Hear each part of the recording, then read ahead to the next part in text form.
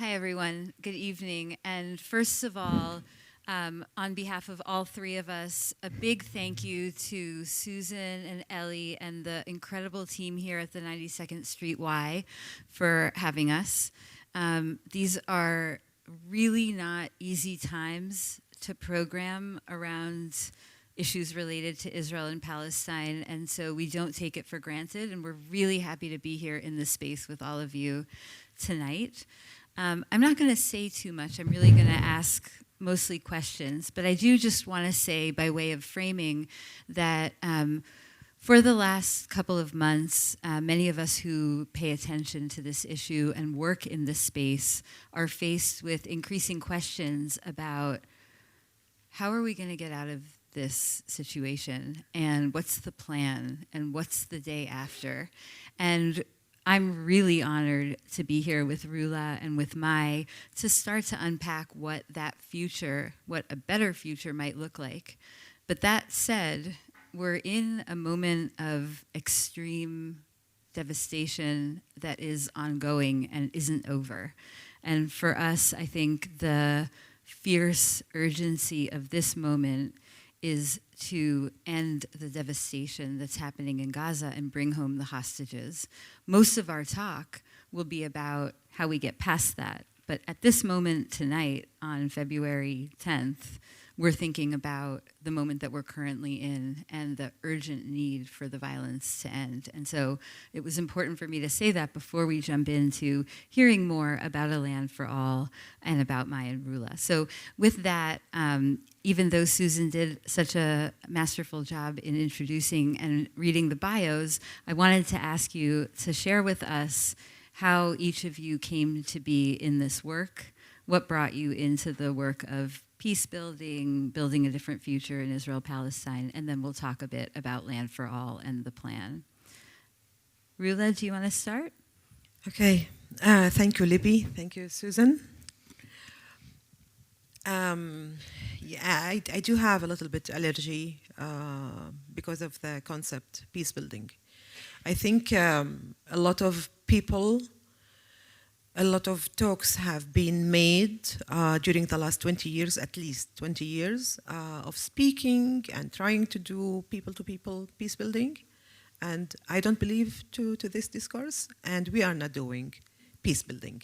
We have a political vision. We have a new interpretation of the whole situation to say not only the conflict. I will use another term, the Israel-Palestine question, because it's much more than national conflict between two groups of people or national groups that are, fighting on something territorial or something else. It's much more, and maybe we can speak later on in our conversation about the reality in Israel-Palestine and how I also, as a political scientist, conceptualize the whole situation, which is very important in order to start speaking about going out from this situation now and understand what happened since October 7th. We need to reframe correctly, bravely, in a very honest way, the whole situation, not only what happened on October 7th, but what was the reality at October 6th and during the last 7 decades since the establishment of the State of Israel and the continuous negation of the right of the other group on the same land, the Palestinian people, of their nationality and their right for a state or their statehood. So, having said all of that, we are a political organization and movement. Yes, we would like to see peace, the term that I don't really like, but we have a political vision, and we will speak about that later. I came to this work. It's a long journey and long answer, but I would say that I took on myself the position to be the co-executive director of Land for All after being member of the General Assembly later on. of the joint Israeli-Palestinian board of the organization, I took on myself this position, which is to be involved every day, each day, 24/7, following October 7th. While giving up some of my academic and scholarly work for a while, because of maybe two main reasons. Not because I find also a very strong match between my research and scholarly interests with the political vision of Land for All. This is, I will leave it aside.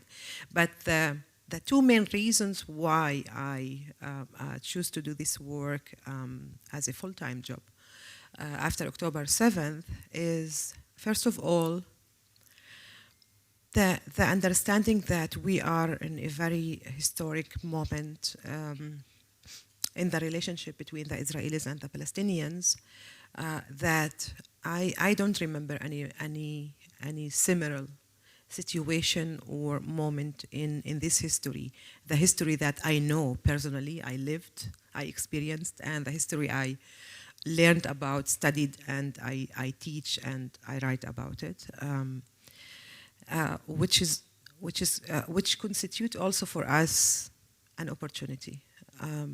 This crisis, this catastrophe, is also should be an opportunity to do something, to change this reality.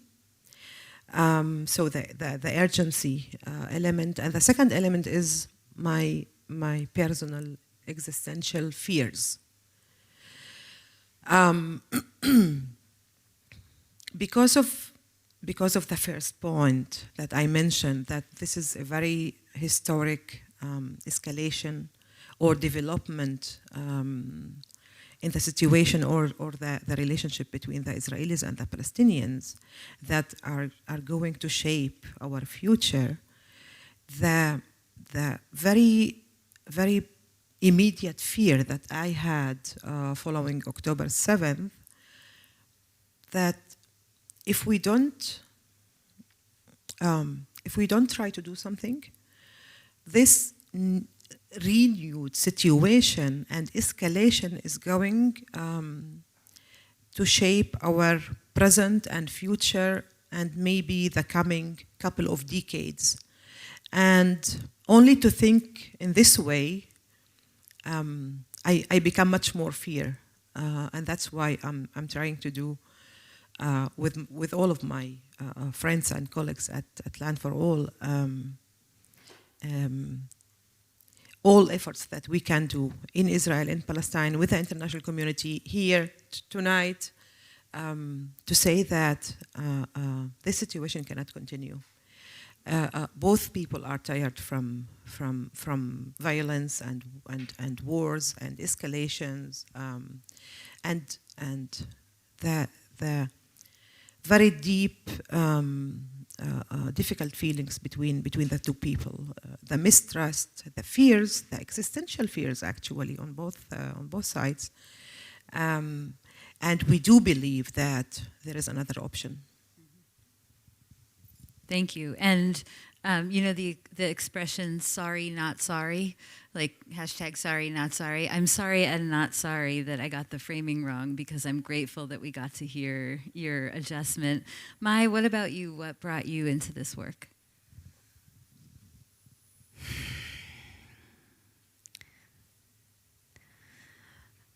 I'll start by saying hi to everyone and thank you for being here today. And yeah, it's been every event we do, which has been 500,000 in the past 10 days. We have to kind of gather ourselves together to transform from the devastation and the very, very hard work into just being able to try to share it in a way that people will, would be able to both listen and hopefully understand and resonate and join. But I do want to also start with how awful this moment is. For all of us, and how urgent it is to stop the war and bring back the hostages. And I want to connect what you said, Libby, of the current, of nearly differentiating between the current moment and the sense of urgency, and then talking about the day after, and maybe also offer kind of a different framing in saying that the day after is yesterday. The day after is not tomorrow, and it's not a conceptual idea, it's not a philosophic theoretical conversation that is happening in like, I don't know where. Like, no. The day after is now. And so, not to say 30 years ago, right? And I think that's part of what we're trying to advocate for, is that there is a moment of opportunity in this horrible, horrible crisis.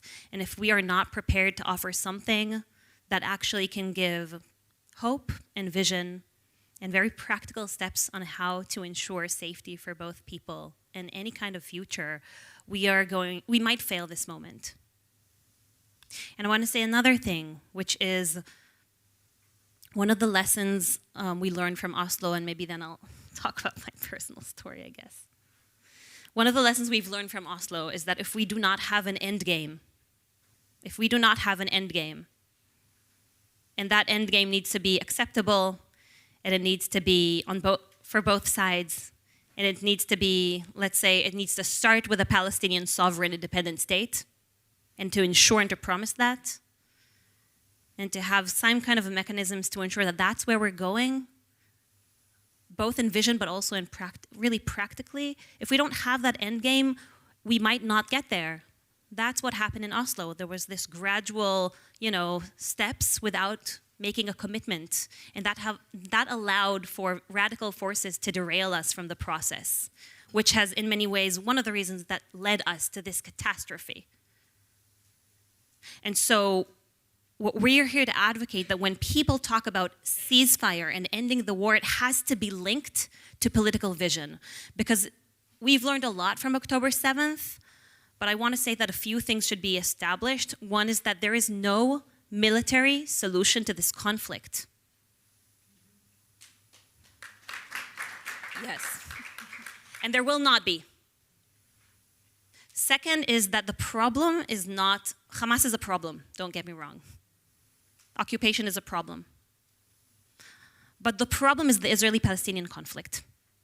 And so the solution, after many years of making Hamas a strategic ally of this government, in order to diminish any possibility of political future, the solution has to be a political one, and that maybe is the good news, that there is a solution to this conflict. I know we feel very special that this conflict is the most unique around the world, but conflicts end. And I would even go further to say that even in Israel, we've had an existential war in '73, and what we did in order to ensure our safety was a peace agreement, because that is how you ensure safety and prosperity.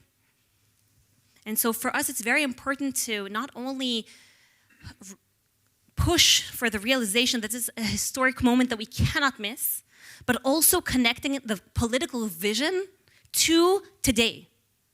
And that every step we take from ceasefire, and then every policy step we take along the way, should already push us towards that vision that can actually work. Okay, so I made that, yes, is that point? To me, it's clear. Okay. Good. I'll just say in a few words that my father, zichrono levracha, was one of the architects of the Oslo Agreement. Yes, I don't talk about it so often, but I guess this is the right crowd to talk about it. And so, as a good Jew, it was very hard for me to grieve emotionally, but intellectually, I had all this grief to process after he died. And I think that at a certain moment, as a political person, I started losing hope.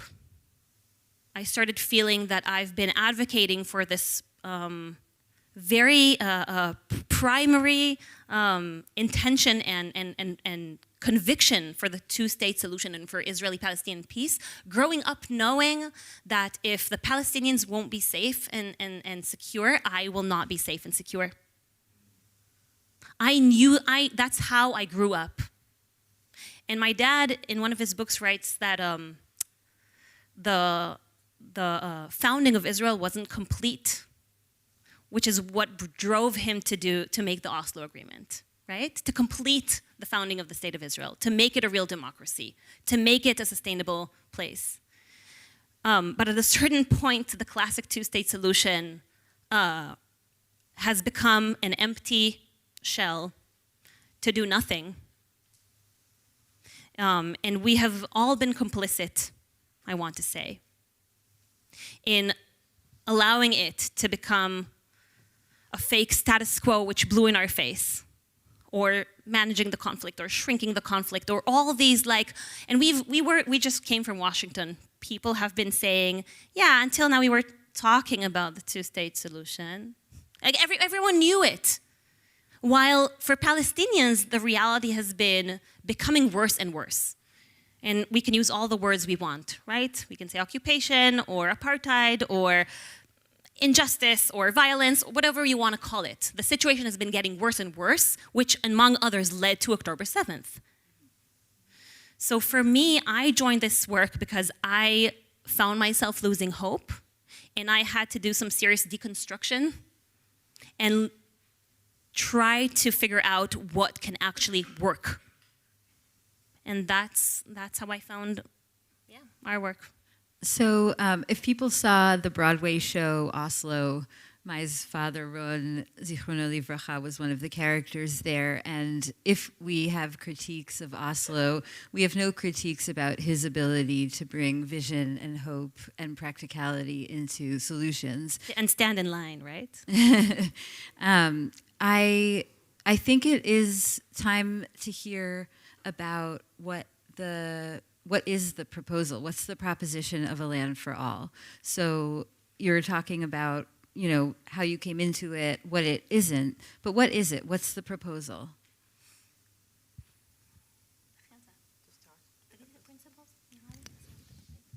Okay. Before we try to describe the whole political vision, maybe it's important to continue what I started to say about reframing the reality and the right way to conceptualize the whole problem.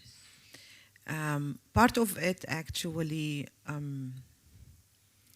to acknowledge that we are speaking about two national groups, where one group has already its right for self-determination in terms of a sovereign state. I won't say, I will be very careful to label Israel as a democratic state. It is to a kind of official principles a democracy, but not democracy for all its citizens, and not democracy if we consider that between the river and the sea we have a binational reality of two national groups living there, controlled by one regime, but in different legal and political policies and regulations, which is for the one group, the Jewish Israelis, is a democracy, while for all the others who are non-Jews, it means the Palestinians, be it Palestinian citizens of the State of Israel or all of other Palestinians living in this space between the river and the sea, so they are denied even basic individual and collective rights, and that's why I question the whole definition of Israel as a democracy. When we speak about the Palestinian citizens of Israel, as well as when we look to the broader context, which is between the Jordan and the sea. Having said that, we do acknowledge that there is a need to resolve this problematic situation. And in order to do that, without even speaking about solutions, 2 states, 1 democratic state, binationalism, 4 states, it doesn't matter what kind of solution we can imagine for this problematic situation. There is a need to have values and principles agreed by both people in order to start thinking about resolving this situation. And these principles, to start with the first one, we are speaking about 5, mainly 5 principles, pillars. The first one is a mutual right of belonging to the same homeland. And there are 2 concepts here, the right of belonging and the right to claim this belonging of both Palestinians and Israeli Jews to the homeland, to the same homeland, which is the second concept. Because we acknowledge that both people, Israelis and Palestinians, have a very strong special attachment to Eretz Israel, Palestine. If we accept it or not, historic attachment, even theological attachment to this place. And we believe that instead of fighting on this land and the belonging to this land as a homeland and which group used to live there before the other one, we can share it. We can agree that, okay, we all belong to this place as Jews and Palestinians. And actually, we don't have another option instead of sharing the land, because nobody is going to leave. And nobody from both groups is going to say, okay, I give up my right and my claim that this is my homeland. So we need to start learning to share this homeland and to accept each other claiming of belonging to the same homeland. The second principle is very easy. Equality. Individual as well as collective equality for all. If we speak about 1 state or 2 states or 4 states. And accordingly, the third principle should be the right of self-determination for both groups, for both national groups. According to the principle of equality, collective equality, and to implement this right of self-determination in terms of the modern nation state in the homeland, in the same homeland. So all principles actually are interconnected and interlocked with each other and intersect. And the fourth and the fifth principles are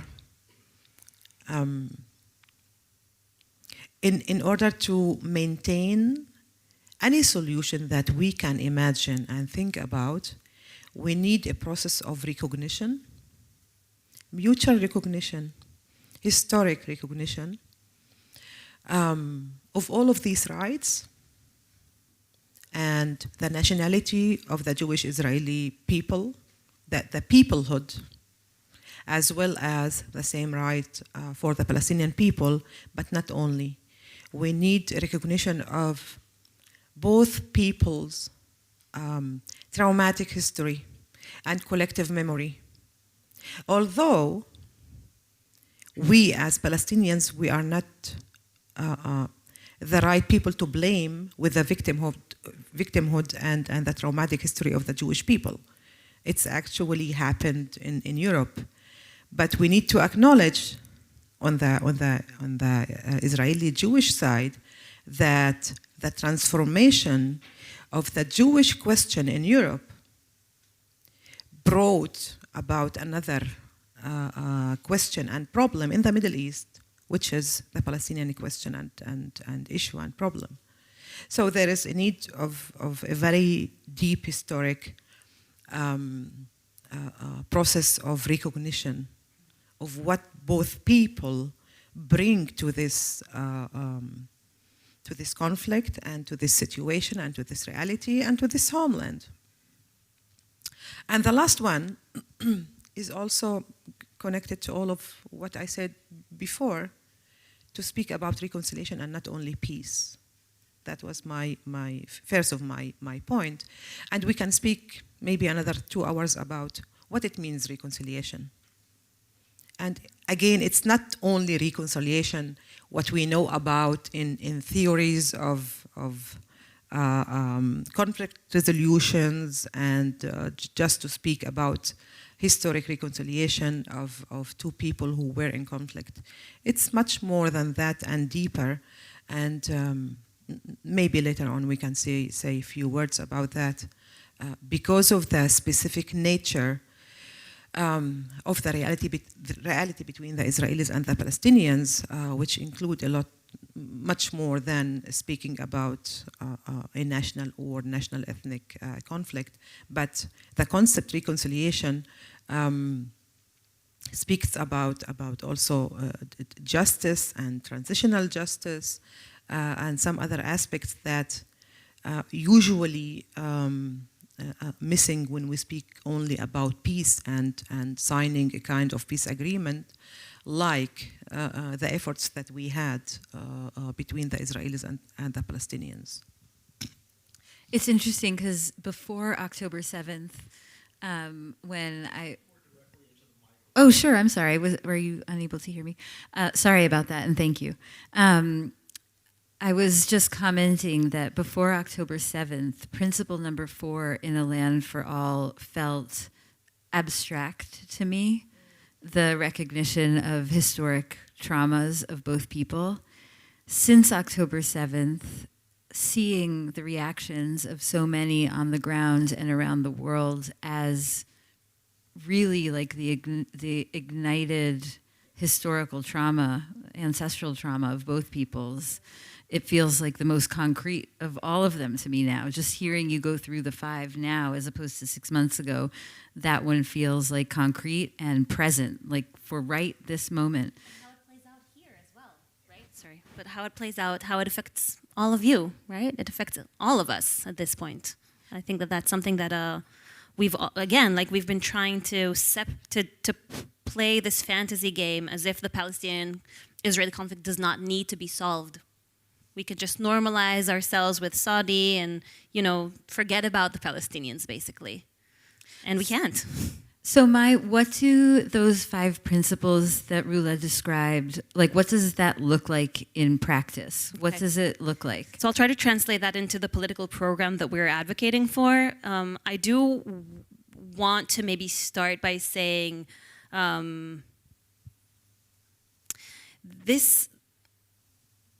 although we are definitely here to say that if you are interested in seeing a 2-state solution, this is the way we understand the problems at this point. This is the most practical way to get there.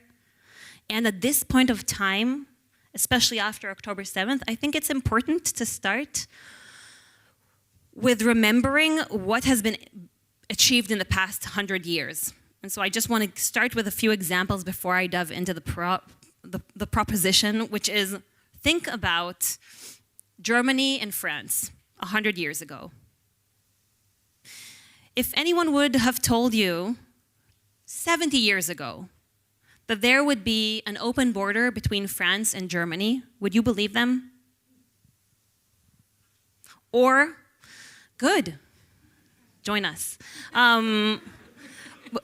Would you believe that there would be, you wouldn't even know where the border crosses between Ireland and Northern Ireland? I mean, I'm saying this because, again, there's so much skepticism in regards to, is this even solvable? And we are here to say, A, we don't have a choice, and B, yes, it is. And it's very important by starting with telling ourselves that this can happen. Because if we start with the fact that there's no way out of it, whatever you put on the table will just be disregarded, and we won't push ourselves to a sense and a degree of political imagination. And again, we're very practical. You know, we will get to the practicals in a moment. But I want to encourage us to start with political imagination. By the way, an incredible Jewish skill that we have just neglected in the past 70 years. And so it's time to use that muscle again and come to the gym, right? So we're the gym. Next 10 minutes is the gym for your mind to expand that political imagination skill. Okay, so let's do it. 2 states, 2 sovereign, democratic, independent states, Israel and Palestine. 67 border. Nikuda. Period. Okay, 2 states. We've been getting a lot of people, it's very difficult to understand a new concept, so it's very important to kind of nail things down. 2 sovereign, independent, democratic states, Israel and Palestine, right for self-determination for Jews and for Palestinians. Settle? Okay. Jewish Israelis. Number 2, one homeland. So in that, we're already kind of breaking that binary thinking of 2 state, 1 state, we can do nothing, there's no way out, that's dead, that can happen, no. Let's try to break through that binary thinking. 2 states, 1 homeland. 1 homeland means a few things. A, we address the profound sense of attachment that is leading this conflict, that has been disregarded in previous conversations and ideas, and that is totally running the show. And we acknowledge that both people have a very strong attachment to the entire homeland, whether we like it or not. But just to give you an example that we always play with, which is that both Palestinians and Jews wear the same charm on the necklace with the same map made in the same factory in China. And one says Israel, and one says Palestine. And when she wears it, she's an anti-Semite. And when I wear it, I'm a racist. But it's the same charm. So instead of then saying, that leads us to a zero-sum game, wait a moment. The fact, and whoever is updated on the news in general in Israel-Palestine knows that in 2021, there were a series of uprisings in Israel in May 2021. What happens in Al-Aqsa, and if you know the name of the Hamas terror attack on October 7th, or I don't know what you would call it, catastrophe, it was called Al-Aqsa flood. What starts in Al-Aqsa gets to Ramallah, and to Yaffo, and to Haifa, and to Akko. You will not tell any Palestinian that this is not their homeland. And so, but instead of disregarding that, we start with that acknowledgement. And this doesn't yet talk about but it's important for me to start with that sense of attachment and addressing that, okay? Okay, so 1 homeland. The attachment, the other thing is that we say that at this point in time, it is impossible and also immoral, but more than anything else, impossible to think through segregation of Israelis and Palestinians. Israelis and Palestinians at this point of time are interdependent and interconnected in ways that cannot be separated. Cannot. I think one of the best examples on this is October 7th itself, where the biggest billion-dollar wall, 16 years of siege over Gaza, and all the mechanisms of segregation and putting Palestinians behind a wall, thinking that we can forget about them and that what happens behind that wall does not affect us, blew up in our face. And the place with the most segregation and the most separation is where we saw the worst kind of violence, as opposed to 2 million Palestinian citizens of Israel, who are the cousins and siblings of the people in Gaza who live inside of Israel and are our doctors. And still, we think that all Palestinians are Hamas. How does that work? How does that work? Has segregation ever worked? As Americans? Okay. So what we're offering here is to push to a certain degree of a new balance between political separation and a certain degree of integration. And so yes, two separate states in a construct of a confederal construct, you can call it, but we're building towards a future of freedom of movement, so we can actually exercise this homeland, right, the one homeland, freedom of movement and freedom of residency. Gradually, based on safety and all the security measures you can imagine. You know, the Schengen Agreement in Europe took 70 years. We will wait, and we will do it right. But that is what we're looking towards. And more sense of integration in two separate states, and then shared institutions to take care of that, right? Shared institutions to take care of water. Since the very beginning, from the partition plan through Oslo, it was always clear that things like water and shared resources have to be shared, and there has to be a shared mechanism to take care of them together, because otherwise it's just not gonna work. I'll give you another example, a radical one, safety and security. For the past 25 years, Israeli Jews before October 7th, we have had a certain amount of safety and security, I would say, due not to the separation barrier, due to very, very tight collaborations between the PA and the IDF. That is why I've had safety. And still, I think that another bigger wall is what's gonna give me safety. That is just not true. It's not true. And so what we're trying to show, and maybe, okay, because there's so many examples of how this doesn't work, so maybe we'll get to them later. But I want to just kind of finish with a structure. So two states, one homeland, meaning freedom of movement, freedom of residency, and shared institutions to take care of things that we have to share: water, climate change, certain issues of economy, human rights, court of justice. Because one of the things, and I'll end here, that this updated version of the two-state solution allows is to get out of the deadlocks of the classic two states that have been preventing us to get to the two states for 30 years and will continue preventing us from getting there, because no one has new answers except for this good bunch of people who have been thinking of this for 12 years now. And when I think about the deadlocks, I think about Jerusalem as a shared city. I think about water with shared institutions that can take care also of the equality, right? If it's shared, there's a mechanism that works. But also the shared institutions guarantee a system that will create sustainability, right? Okay, does that make sense? Are you starting to familiarize with this new concept? Okay, maybe I'll say another sentence for those. I would say that it's a version of two states that is closer to a confederation. Okay? So yes, two states with a superstructure of shared institutions that can help figure out the things that are at this point already shared, but under a system of inequality and oppression. And in order to think about a sustainable future, need to be shared. But also tackling that some other deadlocks that we had but also tackling in our political vision and trying to give answers to some other deadlocks that no other so-called peace efforts in the last three decades could be able to give for them. And specifically, we are speaking about the right of return of the Palestinian people, the Palestinian refugees, and the settlements in the West Bank.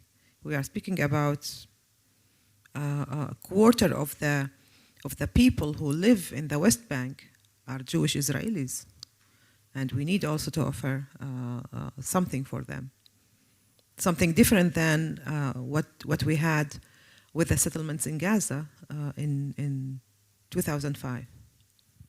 Now some of my assumptions, and I've done a lot of work to break them down, but I just never thought I'd be hearing a Palestinian political scientist telling me that we have to take care of the settlers. But we're actually not to take care, but to do something for them. But to do something realistic, that would be acceptable and creative, because there is a kind of, it's not a balance. It's maybe for the majority of the Palestinian people, the whole thing will be a compromise. But we live in compromises all the time, as people, as individuals, as states. It's not only about what we want and what we dream of.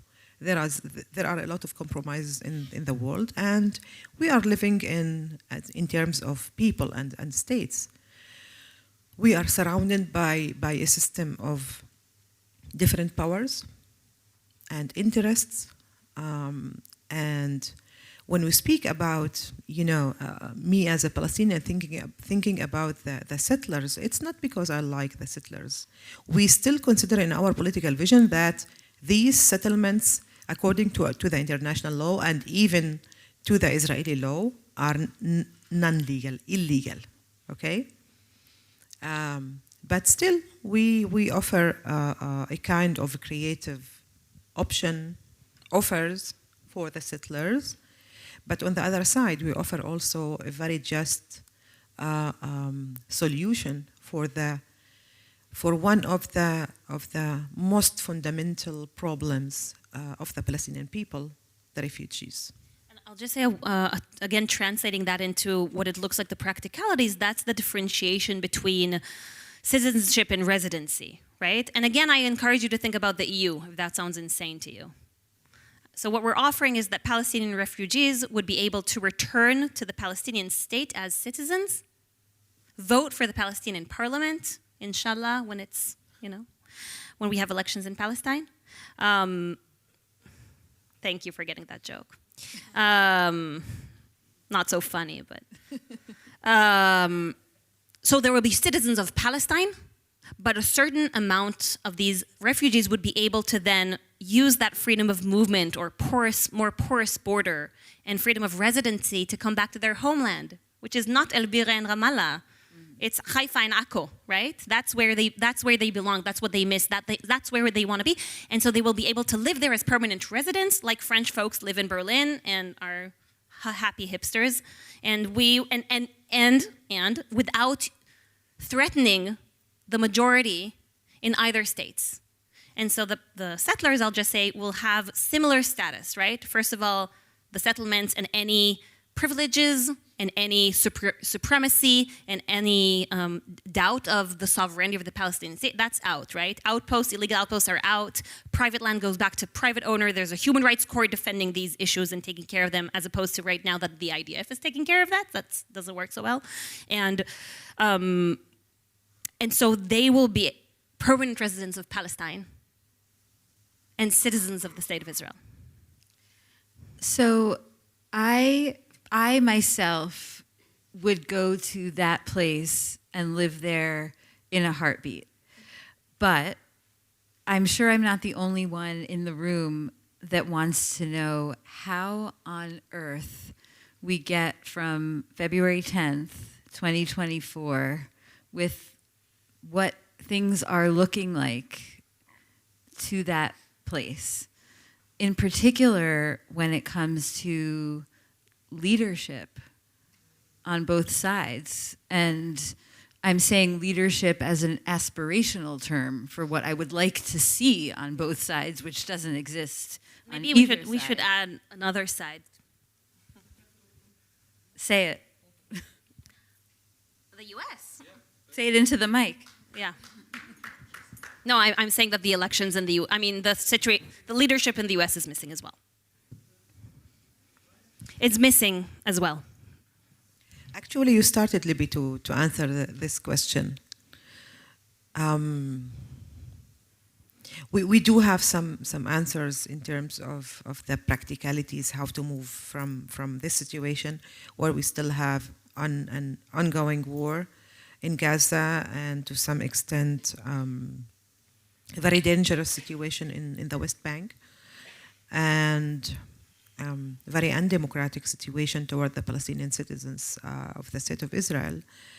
We do have a kind of short-term strategy how to get out of this place and start gradually speaking about the end game and the way and the path in order to reach this end game, which is actually our political we hope, our political vision. You started to say what we need, and I believe that we need maybe 4 things to have. To start speaking about getting out of this situation, besides stopping the war yesterday, not tomorrow. First of all, we need a decision, clear decision. The second is political leadership that you started to mention, a vision where we are going to and how, and this is, we have it. And hope. People need hope, not only leadership.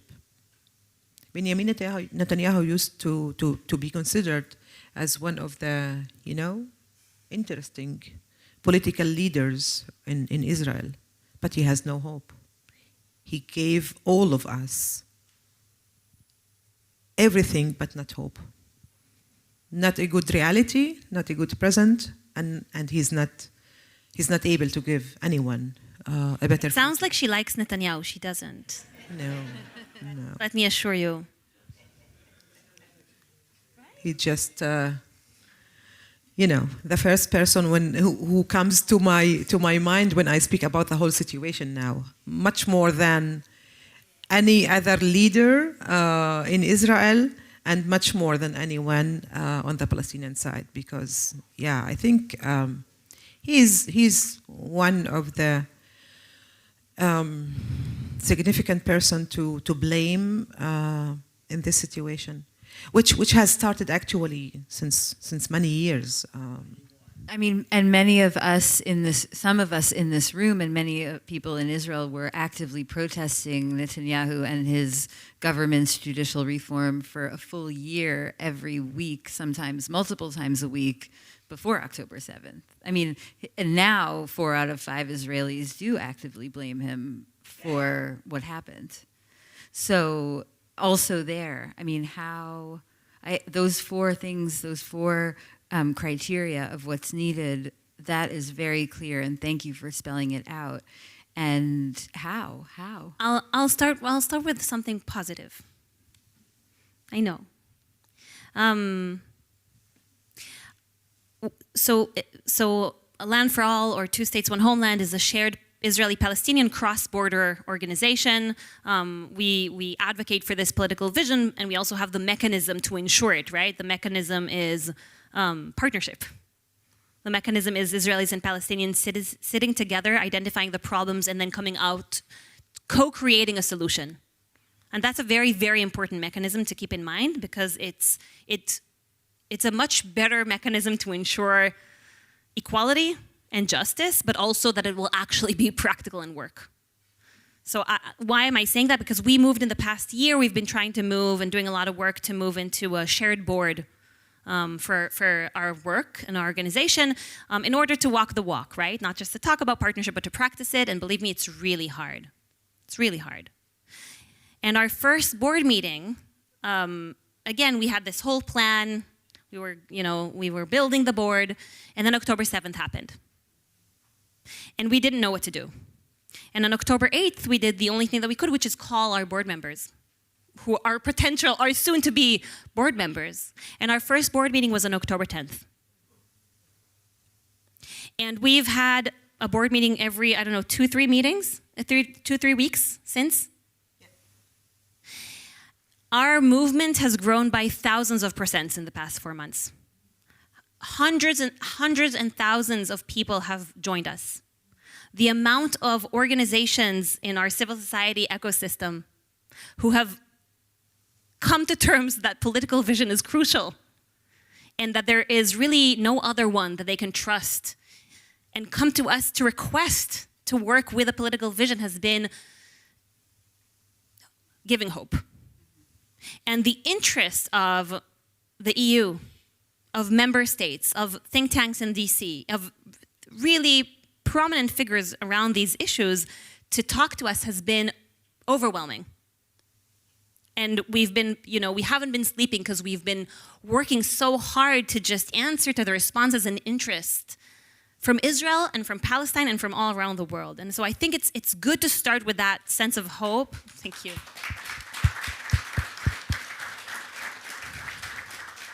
Thank you. That's nice of you. But I want to start with that because what we're normally seeing is, I will generalize, but Israel talking about revenge and Palestinian not condemning Hamas enough. And then what you guys all see is just, and of course the photos from Gaza or from October 7th that are just unforgettable. And we are here to prove you otherwise. Like, this is real. We have hundreds of people in the organization and thousands of people in this movement and incredible group of ecosystem, other civil society organizations that are doing this work on the ground. And so what we need right now is a few things. I think that we need to do this work and to strengthen these voices in this work. I think we need to commit to ending this conflict, end the war, and ending the war to a political solution, and to have a political vision and to make this the new common sense, right? And that's what we're doing on the ground in Israel. We are working bottom up and top down, and we are trying to create what happened, we just learned in Northern Ireland, which is what they call the megaphone effect. So before the Good Friday Agreement, there was actually an understanding what the agreement might look like. And so all these people and all this money and all these journalists and all these writers started talking about it and creating a new common sense so that when the Good Friday Agreement came to place, it was already understood and seen as the best option for people. And that's what we all need to do now. We have to all believe that there could be a change, to start articulating it and talking about it and spreading it and just making this new common sense so that when the historic moment comes and we are working to get rid of Netanyahu, and we are, and we're part of those demonstrations. And Thank you. Yes, you're welcome. And connecting to what you said about the 9 months prior to October, I think it's important to say that it's been a very impressive democratic effort. And it's been very good in articulating what are we fighting against, but not what we are fighting for. It is time that we start articulating what we're fighting for and bring some hope and vision, because without that, we just don't know where to go. So that's super crucial. Thank you. Thank you very much for all of that. I want to take a few questions and then we'll answer them and bring our closing remarks. I think I'll take 3 at a time. Is there any woman with your hand up? Okay, how about you first?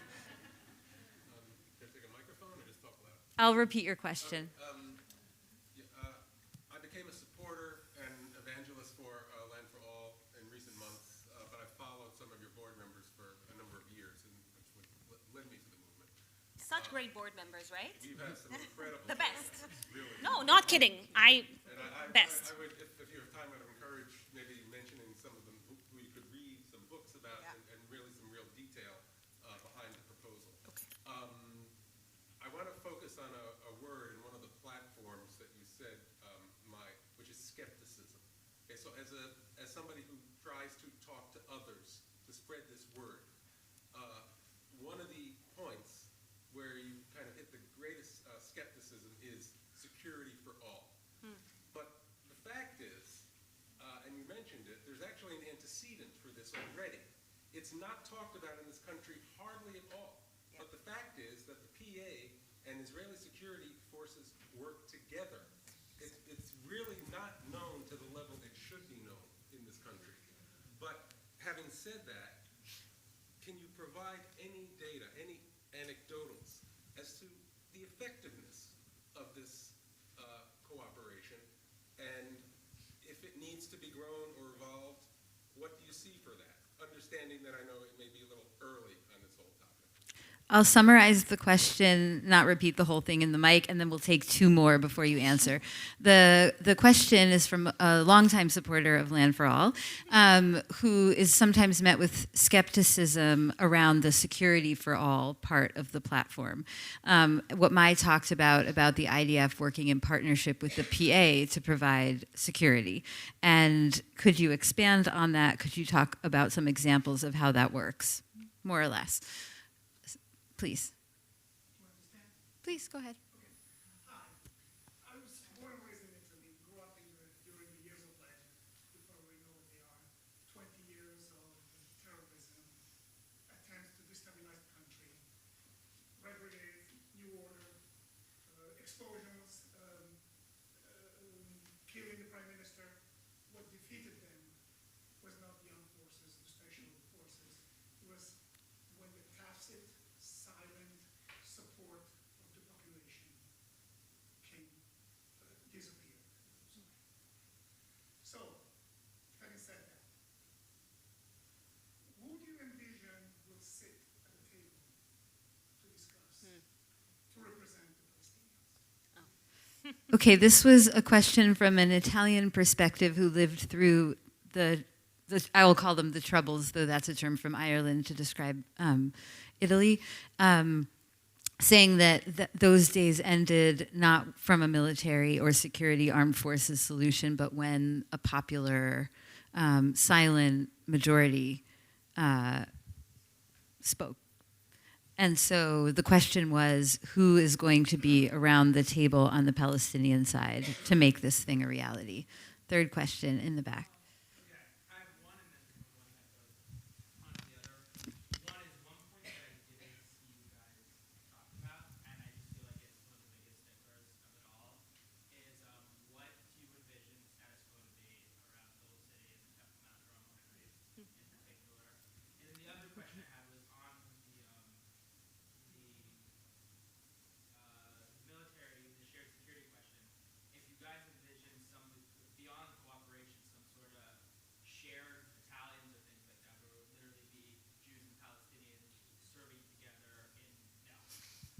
Okay, thank you very much. One last thing. I don't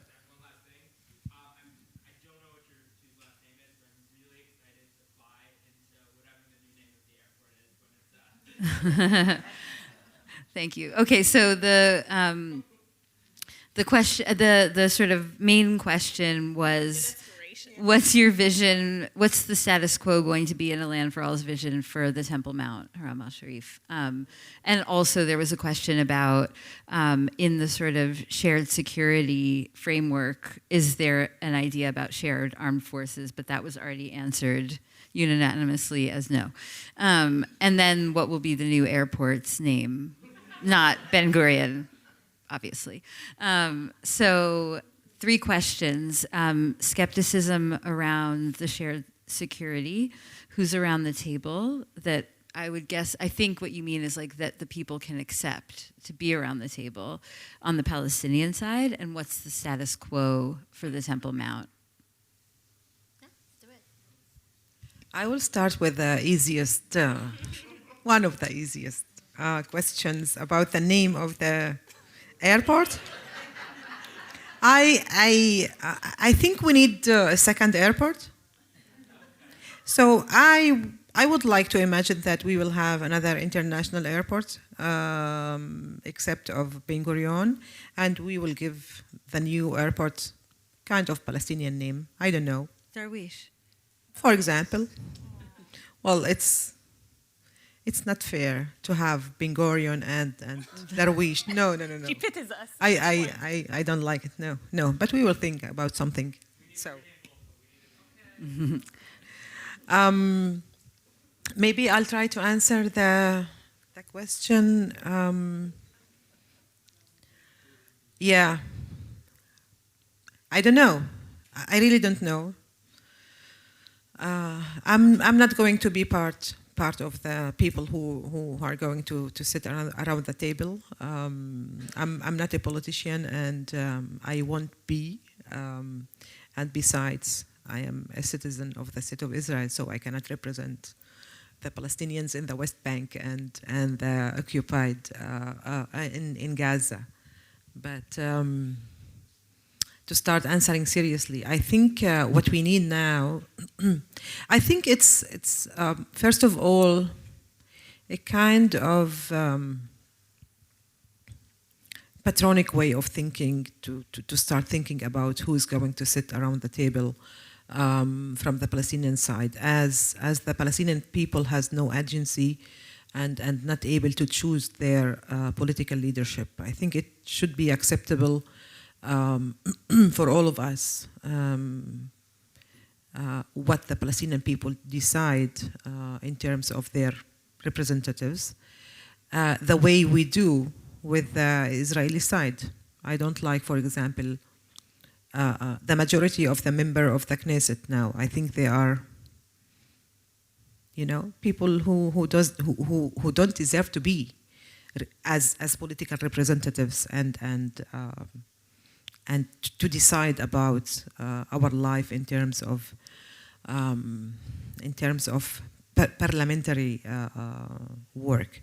But to speak much more practically, I think that now at this stage, maybe we can start with deciding about a kind of technocrat government and politicians who can govern and lead the Palestinian people in the West Bank and in Gaza, and lead the Palestinian people in this transition period after the war, and to decide that in a frame time of maybe 1 to 2 years, there is a need for democratic elections in Palestine, and then the representatives who will be elected by the Palestinian people will actually sit around the table. And if I try to get more into your idea what's behind this question, I think there is much more than also what I said. There is a need to rebuild the PLO as the institution that represent the Palestinian people, and not only the Palestinian Authority, which is the government actually. And he doesn't like Abu Mazen either. I think people know what is the difference between the PLO and the PLO is the Palestine Liberation Organization, and the PA, it's the new established entity, political legal entity to start building the state of Palestine, which constitute the institutions of the president of Palestine, the parliament, and the government. I do believe that Hamas is going to be part of the Palestinians' future. I don't know in which context and who are the people that going to represent Hamas, but Hamas is not only the people who made the attack on October 7th. Hamas is a kind of, religious, social movement, but also a political party. And I think people started also in Palestine and outside Palestine when they speak about the day after and the future political leadership of Gaza and the West Bank. They are speaking already about what we were speaking about as scholars and as Palestinian people since many years, the need to rebuild and reestablish the PLO and the need for a unified political national vision for the Palestinian people. And the rebuilding of the PLO should include all the new political parties like Hamas who are not part of the PLO yet. So I do believe that this is one of the compromises that that are needed in order also to avoid or to end the ongoing split between Hamas and Fatah mainly among the Palestinian political leadership. I'm gonna, because I know that this is a crowd, I just want to say something very important about Hamas, because I hear how hard it is for you to hear that. Right? I see it and I hear it, and you can imagine that as an Israeli who lost beloved friends and still has family and friends in Gaza, dead or alive, who knows, I am also not a big fan of Hamas. Okay, so it's very important for us to make clear that no one's justifying or not condemning what happened on October 7th. However, it is also very important to understand that if we set, just as much as this war in Gaza has no plan, no strategy, putting ourselves to diminish Hamas or to, eliminate Hamas, that is not going to happen, ladies and gentlemen. So please stop saying it, because it is not going to happen. And if we continue thinking that it will happen, we will lose. And Hamas is a big political organization with all kinds of branches and all kinds of women organizations and student organizations. And again, I'm not justifying the awful atrocities happened on October 7th. Hamas is a terrorist organization, no doubt. And at this point of time, we have to understand that there's a huge political organization right now, and that if we are able to solve this conflict and have a Palestinian free, democratic, sovereign state and peace, you will take out the reason or the support or the ability of ideas like Hamas becoming more popular. And if you continue choosing the other route, well, we're all gonna die, basically. So it's very important for me to be very practical about this. Should I say a few words about the other questions? Yes. Or? Okay. So I want to say a word about policy and about policy and policy ideas.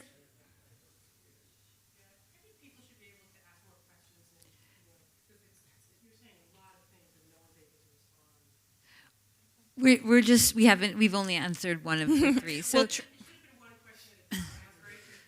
okay, so I will try to address very shortly the other.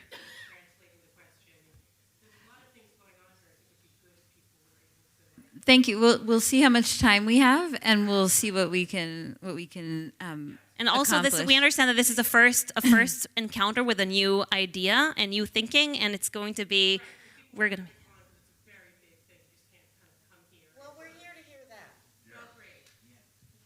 Let's redirect back to hearing what our speakers have to say about the questions that were asked, and I'll see if we can get time to take some more questions after that. Thank you. I will say about the security and safety for all, a few things. I will say that we have to start thinking about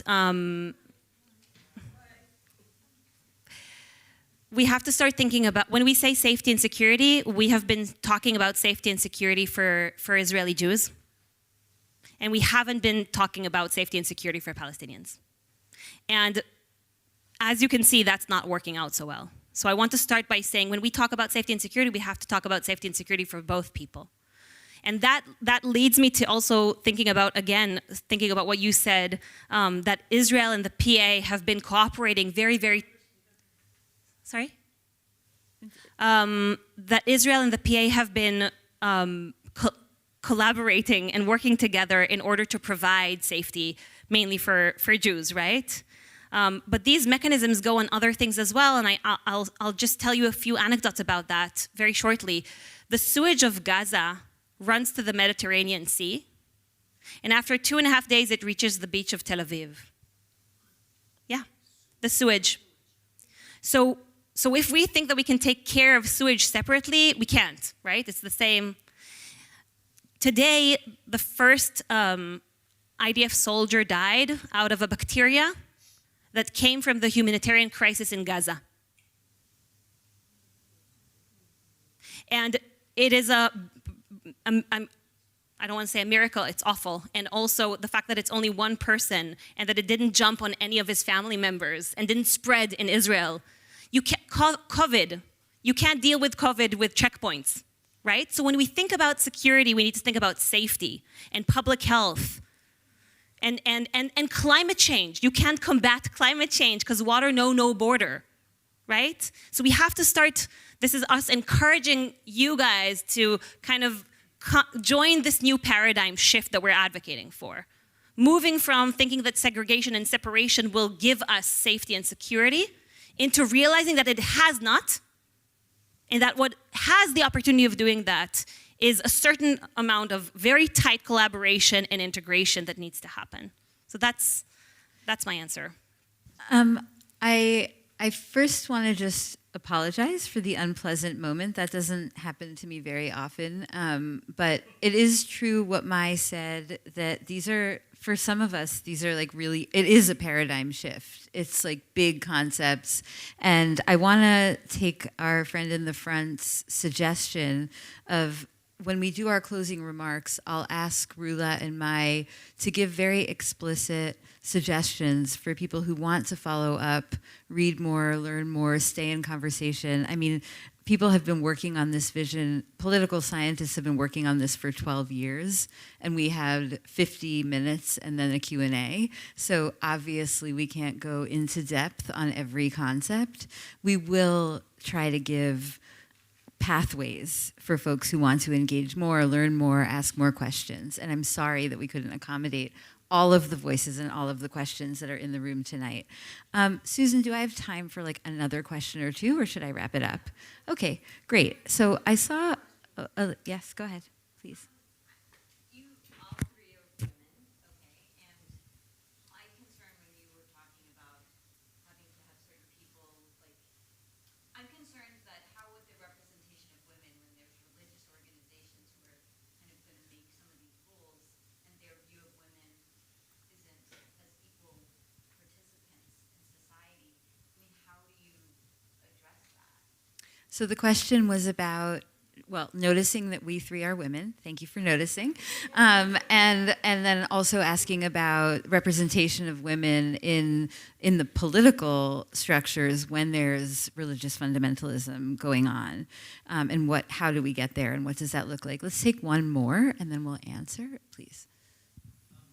I grew up in Tel Aviv, but I've been here for over a decade now, and I've had many Palestinian friends, still have many Palestinian friends that I used to be able to talk to about many of these issues very freely. And I think maybe because of my own identity crisis as an Israeli, with everything that's been going on in Israel, especially because of the devastation in Gaza since October 7th, I find myself having such a harder time approaching them in conversation, maybe because of my own shame or guilt or who knows what, but I'm curious if you have any suggestions on how to approach that. The question was from our friend who grew up in Tel Aviv but has been living here for 10 years and has Palestinian friends but is finding it challenging to open up conversation at this moment with them. And do we have thoughts about how to do that? So women's representation and opening up dialogue and conversation. Okay. Okay, I'll start by saying something important. So this idea, and one day we can share with you like the moment, the birthing of this idea, right? It started 12 years ago, but this organization or movement has only been around for 2 years. We've been doing this kind of work only for 2 years, and definitely after October 4th, like it's been a 7th. What did I say, 4th? It's been very, intense, and a lot of work needs to be done. And so I want to start by being humble. We don't have all the answers. We don't have all the answers. And that's part of the reason why we're here, because we are looking for partners and, meeting with universities and with think tanks, because a lot of people want to help us develop these ideas now. There's a lot of work that needs to be done. What we do have is vision, pretty articulate vision, and I encourage you all to read about it. It's a very beautiful one and very well articulated. We've been working very hard about it, and it's And we have a set of principles and keys to unlock some doors that have been sealed for many, many, many years. And so when we think about these questions and solutions and ideas, what we are trying to say, and this also goes to like what happens now on the ground, which is there needs to be kind of a reverse engineering. Does what we do now, will that support a viable future or not? If we now build a bigger wall in Gaza, will that support a viable future? If we do not connect Gaza and the West Bank, will that support a potential political change in Palestine? You know, all these, if we do not think that water is shared and we need to think about a mechanism to deal with it safely, right? Will that help us get to that viable future or not? So that's one principle that was important, I think, that came up from a few questions. I think that's important to mention. About your question, my Tel Avivian friend, I also grew up in Tel Aviv, but I live in Jerusalem.